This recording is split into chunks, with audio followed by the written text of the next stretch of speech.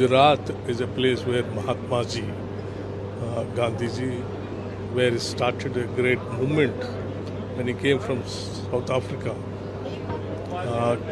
Here the Sabarmati Ashram, he has given a message to the whole country. The Satyagraha and the independence for this country is the only solution for all the problems. So the Congress party is still, even till today, also believes in Gandhian ideology and Gandhian principles. And not only the Gram Swaraj is also our ultimate motto. Today, unfortunately, the Swaraj which we brought by the Indian National Congress is at a serious stake, where the BJP government is not believing in democracy. It will not allow the freedom of expression, and the wealth and resources are being given to the crony capitalists, and no secular kind of a thought process in this country.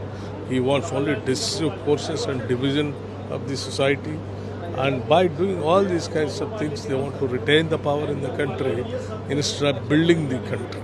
So whereas the Congress Party, Indian National Congress Party, under the leadership of Mallikarjun Kharge ji and Rahul Gandhi ji today is given a call all of the country, by doing a Bharat Jodo Yatra. He has given a message to the people: the wealth and resources of this country have to be with the country and to the people of this country only, not to be given it to the crony capitalists. And there has to be, people, whoever living in this country, taking birth, are all Indians only. You should not divide the society, create hatred among them, and with that hatred, you cannot build the nation.